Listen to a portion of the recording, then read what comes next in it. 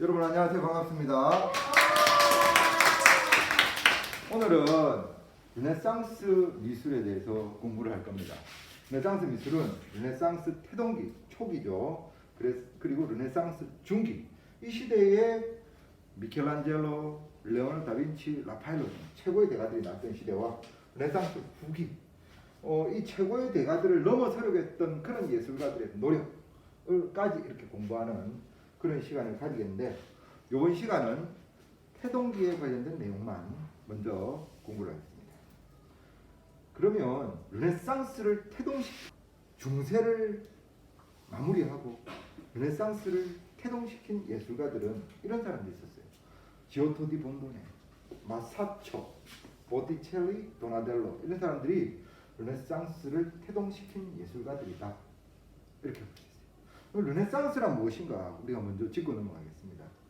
르네상스란 14세기에서 16세기 유럽에서 일어난 문화운동으로 고대 그리스 로마의 학문과 지식을 부흥시키고자 하는 움직임, 이 시기를 통해 고전학문의 가치에 대한 관심이 고조되었으며 신대륙의 발견, 지동설의 등장, 봉건제의 몰락, 상업의 성장, 종이, 인쇄술, 항해술, 화약과 같은 신기술의 발명, 르네상스 정신의 시작은 인문주의 운동이었습니다. 인문주의가 처음 발생하고 열매를 맺은 곳은 바로 이탈리아였습니다. 1453년 오스만 투르크의 콘스탄티노플 함락은 인문주의 운동을 크게 진작시키는 계기가 되었습니다. 이후 르네상스 정신은 유럽 전역으로 확산되었고 미술 분야에서 가장 두드러지게 표현되었습니다. 1453년 오스만 투르크의 콘스탄티노플 함락, 이 사건이 엄청 큰 사건이었어요. 그 전 시대 동로마는 계속 로마가 지속되어 있었고 서로마는 멸망한 상태에서 로마가 동로마와 서로마로 나누어서 통치될 때 콘스탄티누스 대제가 비잔티움의 수도를 정하고 콘스탄티노플이라고 수도를 명명하고 계획도시를 건설한 그 나라는 서로마가 멸망을 할 때 그 이후 1000년간 진정한 부흥기를 맞이합니다. 근데 그렇게 부흥하던 동로마가 오스만 투르크라는 요 종족에 의해서 멸망합니다. 그때 당시에 콘스탄티노플에서 살고 있었던 로마인들, 즉 라틴계인들은 1000년 전에 로마에서 콘스탄티누스 대제를 따라서 이주해서 거기에 정착한 그런 라틴인들이 지도층을 이루고 있었는데, 그 사람들이 이 오스만 투르크의 공격에 의해 가지고 콘스탄티노플이 파괴돼 버리니까 다시 어디로 갑니까?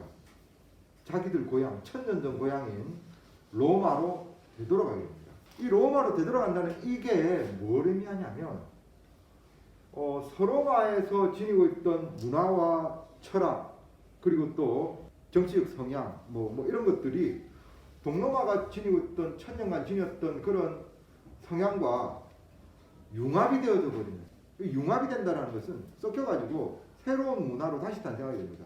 그게 바로 르네상스. 이 오스만 투르크라는 종족은 원래는 투르크족, 중앙아시아의 유목민, 돌궐족이었어요. 한때는 바레라는 나라의 하층 계급으로 있어요. 그래서 이 사람들이 징기스칸의 진격에 의해서 쫓겨서 어디로 가느냐면 이쪽 밑으로 내려오게 됩니다. 그래서 오스만이라는 강력한 리더를 만나가지고 새로운 나라를 건설해보자, 이런 취지를 가지고, 그러면 콘스탄티노플을 공격해서 저걸 우리나라로 만들어보자, 이렇게 생각해서 공격하게 돼요. 이때 진짜 중요한 게 뭐냐면 대포라는 무기를 이 사람들이 처음 사용합니다. 1453년에 대포는 원래 좀 발명되어 있었는데 사용 용도를 잘 몰랐어. 근데 이 오스만 투르크에서 강력하고 굉장히 큰 대포를 만들어가지고 비잔틴 제국의 그 두꺼운 성벽을 대포의 공격으로 가지고 뚫어버립니다. 그리고 비잔틴을 점령합니다. 이때 또 페스트 알아? 페스트가 뭐지? 흑사병. 흑사병, 천연도 아니고 흑사병입니다. 흑사병. 흑사병이 이 시기에 굉장히 유행합니다. 교황도 흑사병에 걸립니다. 사람들이 생각할 때는 이런 생각을 가지게 되죠. 신의 계시를 받는 교황도 흑사병에 걸립니다. 그런 어떤 사상들이 켈빈이라는 종교개혁가가 구텐베르그가 만든 금속알자를 이용해서 성경책을 어마무시하게 찍어내버립니다. 성경을 개인의 손에 쥐어줄 수 있는 정도의 양으로 찍어냅니다. 글을 읽을 줄 아는 사람들은 하나님의 이야기를 이제 접할 수 있게 된 거예요.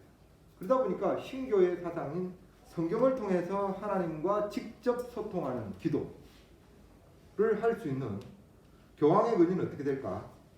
완전히 그렇게 많은 그 사람들이 가지고 있던 철학의 중심과 문화의 중심들의 흐름들이 완전히 바뀌는 그런 세상이 르네상스다.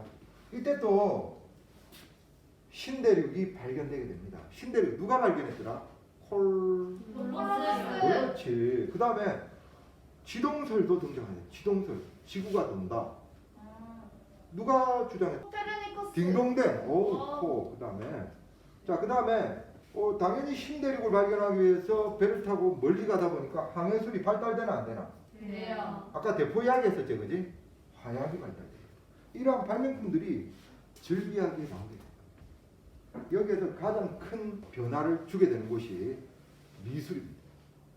콘스탄티노플에서 살던 그러한 로마 사람들과 서방의 로마 사람들, 실제 이탈리아에 살던 이 로마 사람들이 만남의 자리를 가집니다. 요거는 지도자들, 즉 종교 지도자들과 철학자들이 만나게 됩니다. 이 행사를 누가 마련했냐면 바로 피렌체에서 가장 영향력 있는 메디치가에서 이 행사를 마련합니다. 피렌체 공의회라는 걸 개최합니다. 동방에 있는 그 종교 지도자들, 동방정교회라고 이야기합니다.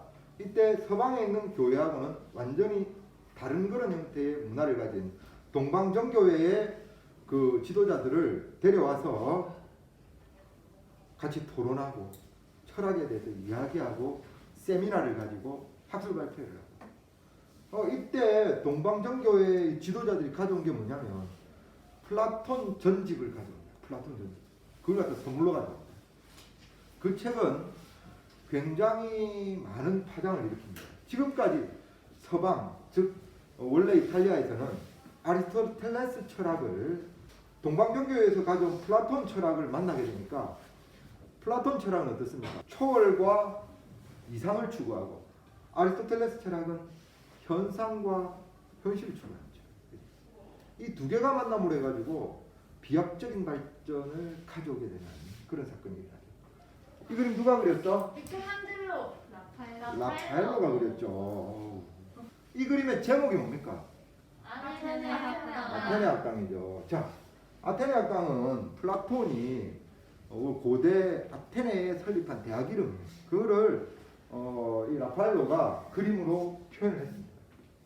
그 고대 그리스 시대에 철학자, 기술자, 그리고 또 과학자, 정치가 이런 사람들을 모델로 해가지고 쫙 아테네 학당에 그림을 그렸어요. 이 중에 제일 중요한 사람이 이 두 사람입니다. 이 두 사람 누구냐?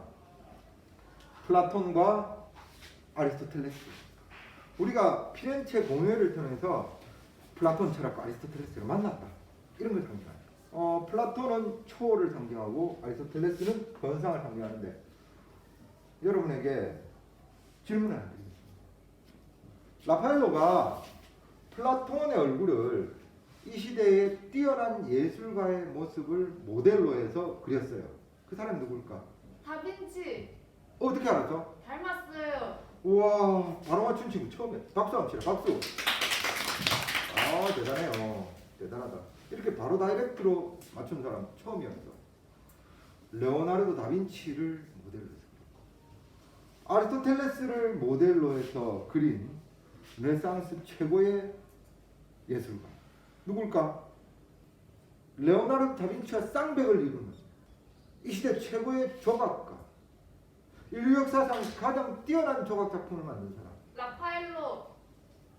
라파엘로는 화가, 물론 조각과 건축을 조금 하긴 했지만 주력은 대화였어요.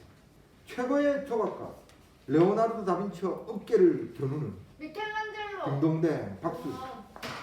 미켈란젤로 모델로. 그리고 이때는 흑사병이 중세 유럽 인구의 3분의 1을 죽여버립니다. 흑사병이. 흑사병이 어떻게 해서 유럽에 들어오게 되는지 압니까, 여러분? 베네치아라는 도시.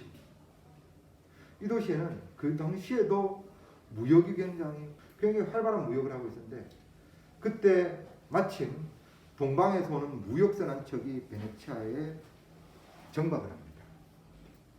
이 베네치아에 정박한 이 동방 무역선 안에는 흑사병의 병균을 보균한 쥐가 한 마리 타고 있었어요. 이 쥐가 배에서 내려서 베네치아에서부터 다른 쥐를 만나서 흑사병을 퍼뜨리, 그 쥐가 먹은 음식물, 그 쥐와 함께 살고 있던 베네치아 사람들에게 이와 같이 비말을 통해서 전염됐어요. 그때는 병이 어떻게 생기는지 원인을 밝히지 못했어요. 지금처럼 뛰어난 의술과 과학술이 없었기 때문에. 우리는 마스크만 딱 써도 코로나를 예방하고 있잖아요. 그런데 그 사람들은 이런 게 없었다는 거죠. 결국에는 3분의 1이 죽고 나서야 흑사병을 극복하게 됩니다. 르네상스 시대의 피렌체 정부에서는 흑사병이 물러간 것에 대해서 신의 축복이다라고 생각하고 이 신을 위해서 봉헌하기 위해서 공모전을 하나 개최합니다. 피렌체에 있는 거대한 성당에 세례당에 문짝을 디자인하는 그런 공모전이에요. 문짝 제작하는 공모전. 공모전의 주제가 이삭의 희생이라는 요 주제로 가지고 공모전을 하게 됩니다. 수많은 예술가들이 이 거대한 공모전에 응시했어요. 30cm 곱하기 30cm 정도 되는 동판으로 작업을 해서 출품을 하면 그 실력을 가늠해서 거대한 청동문을 제작할 수 있는 기회를 주게 되는 그런 공모전이에요. 엄청난 상금이 걸려 있어요. 얼마예요? 정확한 액수는 안 나와 있지만 20년간 제작비를 지원. 그래서 이 공모전의 마지막 엔트리 결승에 오른 두 사람이 있었어요. 그 사람이 바로 이 사람이었어요. 브루넬레스키라는 예술가와 기베르티라는 예술가. 이 두 사람이 이 작품 두 개가 공모전 최고의 경선까지 올라왔었습니다. 자, 여러분 어떻습니까? 어떤 사람의 작품이 더 뛰어난 것 같습니까? 브루넬레스키가 뛰어나다고 생각되는 친구는 손 들어보십시오. 한 명, 두 명, 세, 여섯 명? 손 내려주세요. 기베르티가 뛰어나다고 생각되는 친구 손. 한 명, 두 명, 세 명, 여덟 명. 오, 누가 더 뛰어난 것 같아요? 누굴까? 여기에서 1등한 사람. 가베르티. 가베르티, 기베르티. 기베르티. 맞습니다. 오. 기베르티가 1등을 합니다. 그래서 이 공모전에서 1등한 기베르티는 기베르티 공방에 20년간 제작비 지원을 받습니다. 이 제작비 지원을 받는다는 것은 먹고 살 수 있는 모든 것이 해결되어지는 이 기베르티 공방이 20년간 이 문짝을 제작하는 지원을 받으면서 한 일이 있어요. 문짝을 만드는 것만 위대한 일을 한 게 아니고 이 문짝 제작 과정에서 수많은 제자들을 길러냅니다. 수많은 예술가들을 길러냅니다. 이 예술가들이 르네상스의 깃털이 되어집니다. 결국에 1등한 기베르티 문짝을 20년 만에 완성합니다. 20년 만에. 이 예술품이라는 게 이 정도의 공이 들어가야 돼요. 20년 동안 제작한 문짝 한 짝 만드는데 20년 걸려요. 대단하지 않습니까, 여러분? 20년간 만든 문짝 궁금하지 않니? 궁금해요. 한번 보여줄까? 네. 바로 이 문짝이에요. 우와. 오, 엄청 크다. 엄청 큰 문짝인데 원래는 지금 그 피렌체 성당에 세례당문에 이렇게 딱 달려 있습니다. 거무티티아 이런데 오래돼가 그렇고 이거 세제 가지고 좀 씻고 닦으면 이렇게 반짝반짝하게 예쁘게 됩니다. 여기에는 수많은 조각 작품들이 다 조각되어 있습니다. 태를 돌아가면. 그리고 요 테두리 요것도 전부 조각입니다. 그리고 안에는 성경의 내용을 부조로서 이렇게 다 작업해놓고. 그 다음에 여기 보시면 요 인물들 보이시죠? 요 인물. 조그마한 인물. 기베르티 자기를 그대로 모델로 떠가지고 정말 정성이 들어간 인물죠. 이 정도 작품이라야지 야 예술품이구나 이런 이야기를 할 수 있는 거예요. 그만큼 정신과 에너지가 들어가야 됩니다. 2등을 한 이 브루넬레스키라는 사람. 네. 이 사람 어떻게 됐을까? 2등이라고 해서 기분이 좋아요. 2등을 해서 기분이 좋아. 네. 더 노력했어요. 브루넬레스키는 피렌체 정부에서 자네의 작품도 뛰어나지만 자네에게 청동문을 제작할 수 있는 지원금을 줄 수는 없네. 그러나 자네의 그 뛰어난 실력을 건축을 공부해오게. 그래서 우리 이때 피렌체 대성당에 도움이 미완성된 상태였거든. 그 도움을 자네의 실력으로 완성해 보시게 라는 숙제를 던져줍니다. 그리고 유학비를 지원합니다.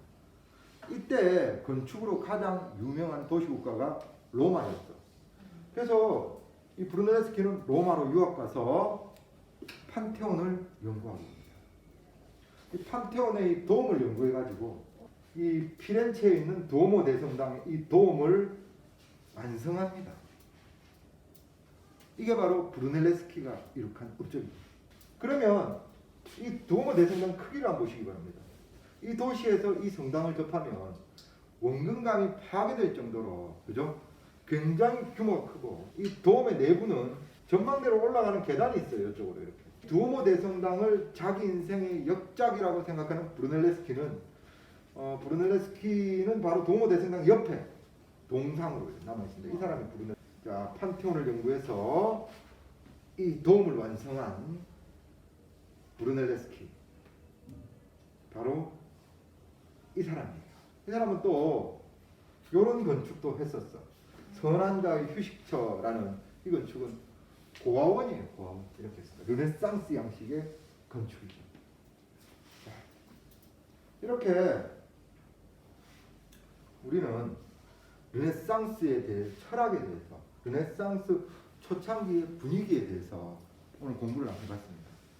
재밌었습니까, 여러분? 네.